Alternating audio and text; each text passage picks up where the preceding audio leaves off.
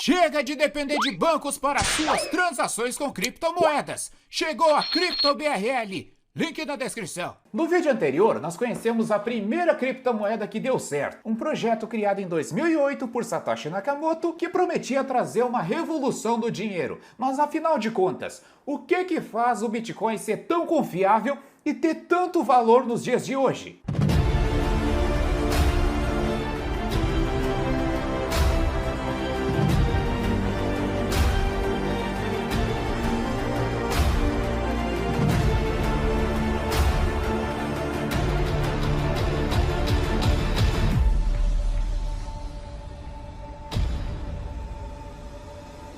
Bem-vindos ao terceiro vídeo gratuito do nosso curso Bitcoin do Zero. Hoje nós vamos trazer aqui um assunto muito bacana, que é a blockchain. Vamos tentar simplificar essa tecnologia para que você venha entender de uma vez por todas. Se você perdeu os outros vídeos, na descrição desse vídeo aqui vai ter a playlist completa para você assistir desde o primeiro. Então nós vimos que o nosso dinheiro evoluiu do escambo ao dinheiro digital. E hoje em dia nós estamos utilizando cada vez menos o dinheiro físico, aquele dinheirinho de papel. Mas mesmo sendo digital, o nosso dinheiro atual, nós ainda passamos por um problema de falta de confiança em cada transação que nós realizamos. O Bitcoin surgiu com uma proposta de resolver esse problema. E como que isso acontece? Como que algo invisível tem tanto valor?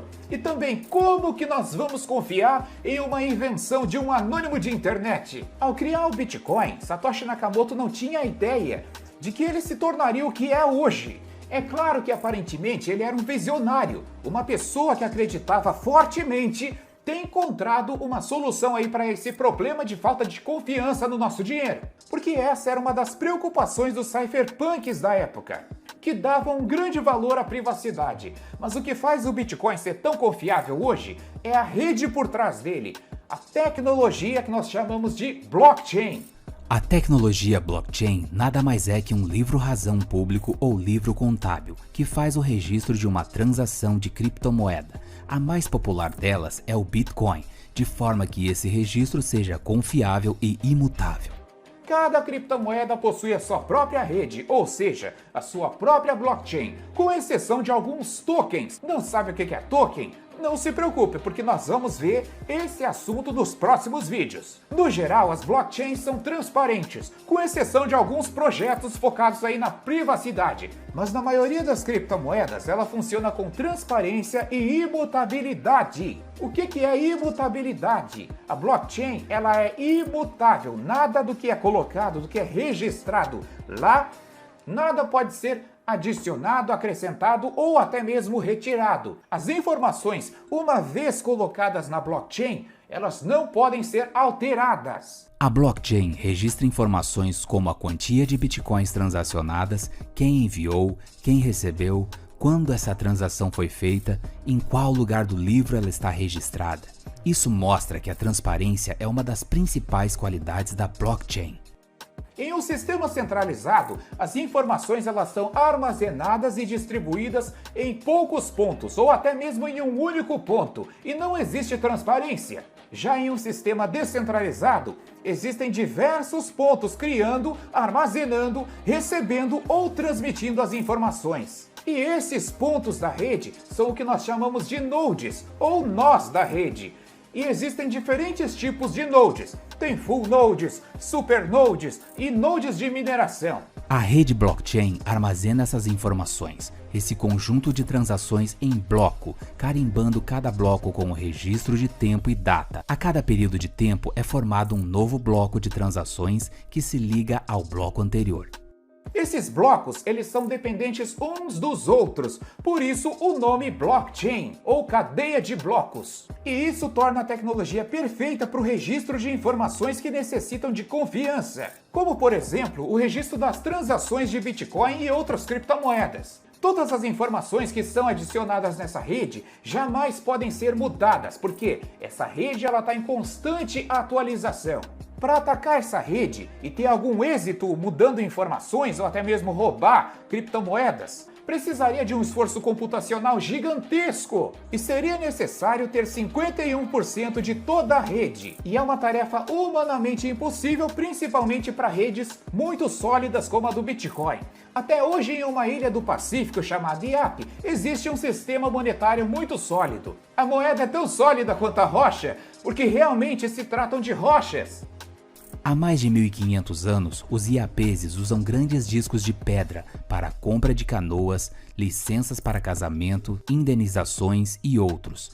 Todas as pedras têm a forma arredondada e algumas são muito grandes e pesadas, e para facilitar o transporte, elas possuem um círculo no centro. Para mover algumas pedras, são necessários até 20 homens, então devido a esse grande esforço que necessita ser realizado e o risco de quebrar essas pedras, o povo de IAP não costuma movimentar essas pedras, mesmo quando elas mudam de titularidade. Então a contabilidade é realizada mentalmente e toda a tribo faz o reconhecimento dessa titularidade, porque as pedras elas ficam expostas nas ruas para quem quiser conferir. O sistema monetário do povo de IAP é semelhante à blockchain pelos seguintes motivos. A confiança é descentralizada, não há necessidade de bancos ou intermediários para assegurar a propriedade. A propriedade é reconhecida pelo consenso dos participantes do sistema. Assim como nas pedras de IAP, para roubar o sistema seria necessário a ajuda de outros participantes, além de um grande esforço. Como em IAP são necessários até 21 homens para mover uma pedra, na blockchain haveria necessidade da participação de mais da metade dos usuários para realizar qualquer tipo de fraude. A transparência do sistema é a segurança. As pedras de IAP ficam expostas nas ruas igual aos ativos de uma blockchain, que podem e devem estar dispostos para todos os participantes da rede. Já que nós estamos falando sobre blocos, vamos falar um pouquinho sobre mineração. O Bitcoin é limitado a 21 milhões de unidades e desde a sua criação foram minerados um pouco mais de 18 milhões de unidades. Isso quer dizer que ainda restam cerca de 2,3 milhões de Bitcoins para serem minerados. Mas o que é mineração? De uma maneira bem simplificada, grosso modo aqui para vocês entenderem, a mineração é o processo da geração de novas criptomoedas. Quando uma criptomoeda é criada, é estipulada ali a quantidade total de moedas no seu protocolo. No caso do Bitcoin, foi estipulado que ele teria 21 milhões de unidades. E no caso da mineração com Bitcoin, que é a Proof of Work, que é o tipo de mineração que exige esforço computacional, a utilização de um computador ou até mesmo equipamentos especiais. Nesse tipo de mineração, os mineradores eles competem entre si para ver quem consegue desbloquear esses blocos e conseguir ganhar as recompensas. E nessa tarefa está inclusa a verificação das transações que são realizadas. Então, quando eu envio Bitcoin para outra pessoa, é necessário que um minerador verifique essa transação e essa transação seja transmitida para todos os nós da rede. Então todos os nós da rede recebem essa informação, que o Voepa mandou um Bitcoin lá para o seu epitáfio. E essa transação fica registrada para sempre na blockchain e não pode ser modificada. Os dois métodos de mineração mais utilizados é o Proof of Work, que é esse método que eu falei para vocês, que é utilizando equipamentos, que é o método que é minerado aí a criptomoeda Ethereum, a criptomoeda Bitcoin, e tem algumas outras criptomoedas que ainda utilizam aí o Proof of Work. Nesse método de mineração do Proof of Work, você necessita de equipamentos, e geralmente esses equipamentos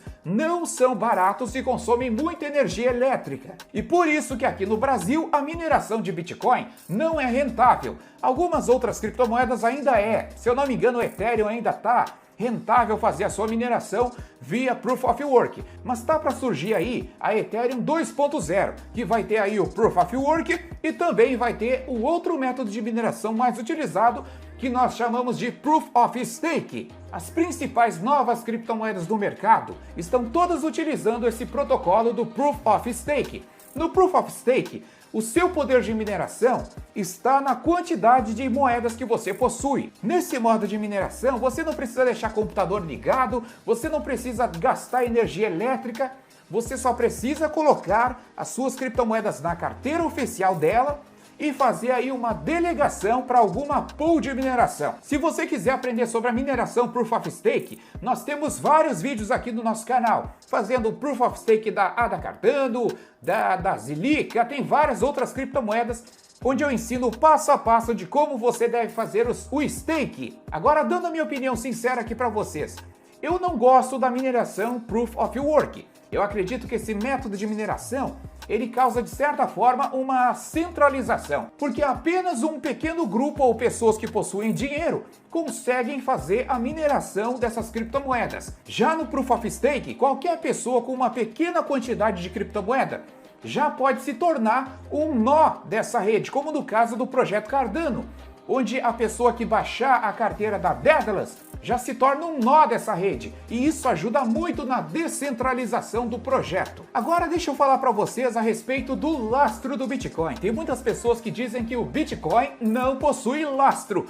Agora eu quero explicar para vocês que o Bitcoin possui lastro sim. Então, analisando a história do nosso dinheiro, nós percebemos que ele passa por um problema de falta de confiança. E na época do padrão ouro, nós vimos que existia um lastro. Então, para cada cédula emitida, era necessário ter a quantidade em ouro. Nenhuma cédula poderia ser emitida se o determinado país não tivesse aquela riqueza correspondente em metais preciosos. E esse lastro foi abandonado lá na Primeira Guerra Mundial. Então até hoje o nosso dinheiro passa por um problema de falta de confiança. O lastro do nosso dinheiro hoje é a confiança que nós temos no emissor, que no caso é o governo e os seus bancos centrais. E nós podemos perceber, olhando para países como a Venezuela, o que um governo é capaz de fazer com o seu dinheiro? O que um governo é capaz de fazer com a sua confiança?